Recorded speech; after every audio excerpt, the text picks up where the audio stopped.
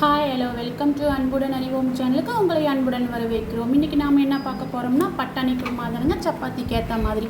வாங்க அது எப்படி செய்யுதுன்னு பார்க்கலாம். அதுக்கு தேவையானதெல்லாம் நம்ம ஃபஸ்ட்டு சொல்லிடுறணுங்க. அரைக்கிறதெல்லாம் அரைச்சி வச்சிடலாங்க. அப்புறம் டேரெக்டாக நம்ம குக்கரில் வைக்க போயிடலாங்க. அதுக்கு தேவையானதெல்லாம் சொல்லிட்டுங்களா. இது வந்து தாளிக்கிறதுக்கானது. சோம்பு 1/2 டீஸ்பூனுங்க, சாரணை 1ங்க, கல்பாசி கொஞ்சம், பட்டை கொஞ்சம், ஏலக்காய் 2ங்க, பிரியாணி தலை 1ங்க. இவ்வளோ தான் தாளிக்கிறதுக்குங்க.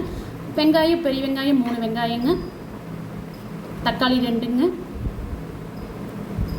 இது வந்து நான் 5 பேர்த்துக்கான குழம்புங்க. இது வந்து பூண்டு இஞ்சிங்க அரைக்கிறதுக்காக இவ்வளோ எடுத்து வச்சுருக்கோம். பார்த்துக்குங்க எவ்வளோன்னு. 5 பேர்த்துக்கு இந்த குழம்பு வைக்க போகிறோம். இவ்வளோ போதுங்க. இதெல்லாம் அரைக்கிறதுங்க. சீரகம் 1 டீஸ்பூன், மிளகு 1 டீஸ்பூன், சோம்பு 1 டீஸ்பூன், 3மே ஒவ்வொரு டீஸ்பூனுங்க.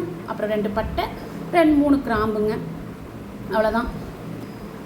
பட்டாணிங்க, பச்சை பட்டாணியாக இருந்ததுன்னா நீங்கள் அப்போ சமையல் செய்யும்போதே போட்டுக்கலாங்க.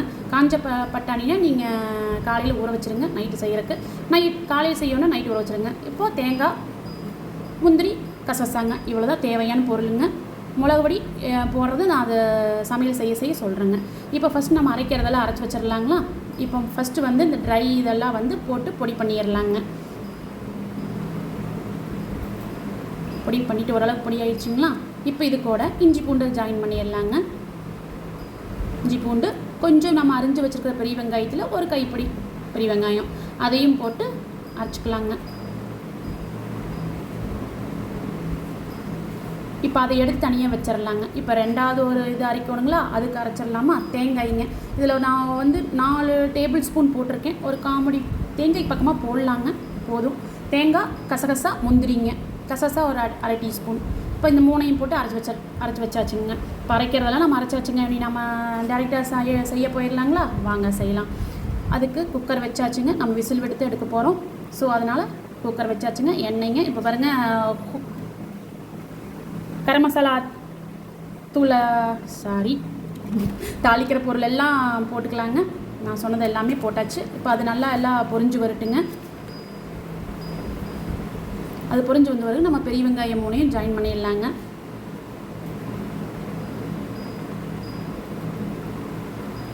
ஹோல் கரம் மசாலாங்கிறது விஸ்குன்னு வாயில் வர மாட்டேங்குது, என்ன பண்ணுறதுங்க. இப்போ வெங்காயம் நல்லா வணங்கட்டும். வெங்காயம் ஓரளவுக்கு வதங்கினதுக்கப்புறம் நாம் அந்த அரைச்சி வச்சுருக்கோம் இல்லைங்களா, சீரகம், மிளகு, இஞ்சி பூண்டு, இஞ்சி பூண்டு, வெங்காயம் இதெல்லாம் வந்து அரைச்சி வச்சோம் இல்லைங்களா, அதையும் போட்டுக்கிறோம். இப்போ இந்த ஸ்டேஜில் போட்டு நீங்கள் வணக்கி விடுங்க. வீடெல்லாம் சும்மா கமகமகமனு மணக்குங்க. 4 வீடு தள்ளி மனம் போகும். நல்லா வாசமாக இருக்குங்க.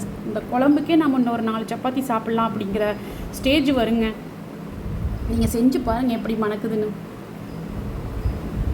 நல்லா இது வெந்ததுக்கப்புறம் இப்போ நம்ம தக்காளி ஆட் பண்ணிடலாங்க. 2 தக்காளி நம்ம வந்து பொடி பொடியாக அரிஞ்சு வச்சிடலாங்க.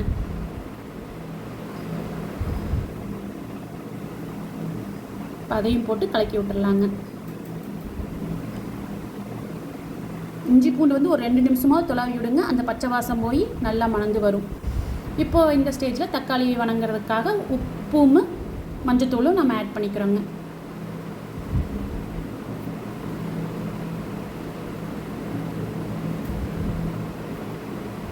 இந்த குருமா சப்பாத்திக்கு பெஸ்ட்டு காம்பினேஷனுங்க. நீங்கள் செஞ்சு பாருங்களேன்.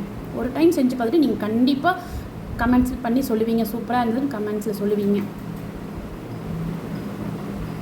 இப்போ மிளகுடி போட்டுடலாங்க. மல்லித்தூள் 1 டீஸ்பூன், வரமிளகாய் தூள் 1 டீஸ்பூன்.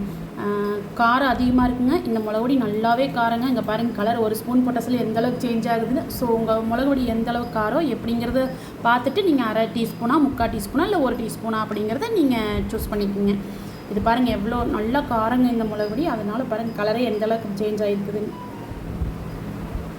இப்போது நம்ம பட்டாணிங்க, நான் நைட்டு தான் இந்த சமையல் செய்கிறதுனால காலையிலேயே வந்து தண்ணியில் ஊற வச்சுட்டுனுங்க. வரப்பட்டாணி தானுங்க, அதனால் தண்ணியில் ஊற வச்சு நைட்டு செய்யும்போது எடுத்துக்கிட்டுங்க. இது ஃப்ரெஷ் பட்டாணினா நீங்கள் அப்படியே நீங்கள் ஆட் பண்ணிக்கலாம்.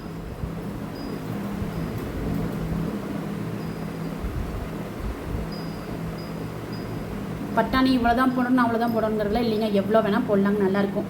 இப்போ இதை வெந்து வர்றதுக்காக 1 டம்ளர் தண்ணி ஊற்றணுங்க. நீங்கள் வந்து 2 டம்ளர் தண்ணி ஊற்றிக்கலாங்க. ரொம்ப தண்ணியாக வச்சிடாதீங்க. நம்ம விசில் தான் விட்டு எடுக்க போகிறோம். ஸோ தண்ணி இஞ்சாது, கண்டிப்பாக இஞ்சாது, ஓரளவுக்கு தான் இதாகும். அதனால் ரொம்ப தண்ணி வேண்டாம். ஒரு 2 டம்ளர் ஊற்றிக்கலாங்க. இப்போ நல்லா சலசலன்னு கொதி வந்துருச்சுங்க. கொதி வந்ததுக்கப்புறம் இந்த ஸ்டேஜில் வந்து உங்கள்கிட்ட இருக்க கொத்தமல்லி தழை, புதினா தலையெல்லாம் எடுத்து வச்சுக்கோங்க. இப்போ நம்ம தேங்காய், கசகசா, முந்திரி இந்த 3ஐயும் போட்டு அரைச்சி வச்சோம் இல்லைங்களா, அதையும் இப்போ இந்த ஸ்டேஜில் நம்ம ஜாயின் பண்ணிக்கலாங்க. சேர்த்து நல்லா ஒரு கொதி உள்ளாங்க.